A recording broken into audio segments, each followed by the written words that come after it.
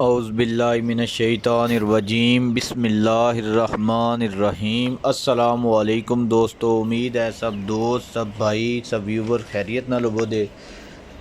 दोस्तों मैं इमरान असलम वड़ैच मवेशी मंडी तुसी देख रहे हो जी। ज़िला सरगोदा जी, थाना जावरियाँ, चाका यादपुर जी, बेरा इंटरचेंज, सालम इंटरचेंज तो नज़दीक ही साडा डेरा है, साडा फार्म है। दोस्तों तारीख है अज 22 नवंबर जी, तो अज दिन है जी अतवार, 11वां महीना 2020। तुसी दोस्तों यह जानवरों की वीडियो देख रहे हो। 3 जानवरों की दोस्तों यह वीडियो है। 2 गावां ने सूण वालियां, एक पैलन छोटी है। दोस्तों 2 गावां ने, एक गांव मूँह चू छिगी है, एक गांव मूँह चू पूरी है। दोस्तों जी ए सामने तुहाडे सफ़ैद थण ने, ए मूँह चू छिगी है, दूजी गां जिहड़ी है मूँह चू पूरी है। दोस्तों दूसरा सूआ है। दोस्तों चोलस्तानी ते फ्रीजियन दोस्तों क्रॉस गावां ने दोवें जी। दोस्तों इन्होंने दोवां की जी डिमांड है 4,50,000 रुपया वे, ठीक है। तो बाकी किसी दोस्त नूं इन्हां कोई जानवर पसंद होवे वो राबता कर सकता है, ठीक है। तो गावां दोवें ने, तो जे किसी दोस्त नूं अलहदा गां चाहिए होवे, अलहदा लैनी होण, मेरा भाई एक गां जिहड़ी है जिहदे काले थण ने 2,50,000 रुपये की गां लब्भे दी फैनल।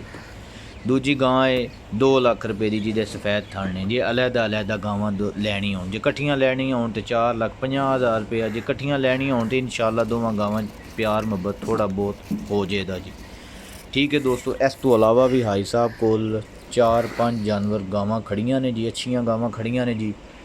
तो इंशाअल्लाह उन्हां दी तस्वीरां वीडियो कोशिश करां दे शेयर करन दियां। व्हाट्सअप ईमो ते दोस्तों राबता कर सकते हो, हाजी साहब नाल कॉल भी कर सकते हो जी। सऊदी अरब का भी नंबर दिता है जी, मेरा नंबर है अपना, व्हाट्सअप कॉल है भी कर सकते हो। दोस्तों दोवें गावां सूण वालियां ने दोस्तों, तकरीबन एक हफ्ता या 10-10 दिन सूण चूँ लैंदियां ने दोस्तों।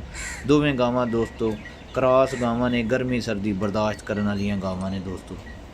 वड्डी गां है दोस्तों है जिहड़ी है कालियां थणा वाली दोस्तों, 22 किलो 23 किलो दुध की गां की एवरेज रही है, ठीक है। माशाल्लाह खुले दुध खुले चड्डियां वाली गां है। काले थण ने, कच्ची गां है ली, हफ्ता 10 दिन। दूजी वैड भी कच्ची है, वह भी दोस्तों 18-20 किलो दुध देने वाली वैड है। मुनासिब ते जायज़ कीमत है जी। एक पैलन चोटी है दोस्तों, वह भी तुहानूं दिखाने। ए दोस्तों पैलन चोटी है, पहला वारा सूण तू प्योर नीली की चोटी दोस्तों। बाकी तरीफां की लोड़ नहीं, जानवर अपना आप दिसदा है, दिखांदा है जी। दोस्तों यदि जी मकूल की कीमत है, मकूल जोड़े लैने ने 2,25,000 रुपया। डिमांडा करो 3 लाख कर लो, 4 कर लो, जिन्ने मर्जी। खिलाड़ियों को छोटी खड़ी हो, चैनल वाले को सारे को उन्हें मंगना है 3.5 लाख से 3 लाख रुपया। 2,25,000 रुपया जोड़ा असा छोटी का लै लेना जी, ठीक है। पहला वार है, मूँह चू 4 दंद, 10 दिन हली सूण चू चोटी दे रहिंदे ने। कोई चोटी पुट्ठे नहीं भन्ने, कोई चोटी थल्लू टिल्ली नहीं हुई, धुन्नी कोहली कोई चीज़ नहीं चोटी दी माशाल्लाह। बाकी तुसीं देख सकते हो दोस्तों, सोहनी चोटी दोस्तों।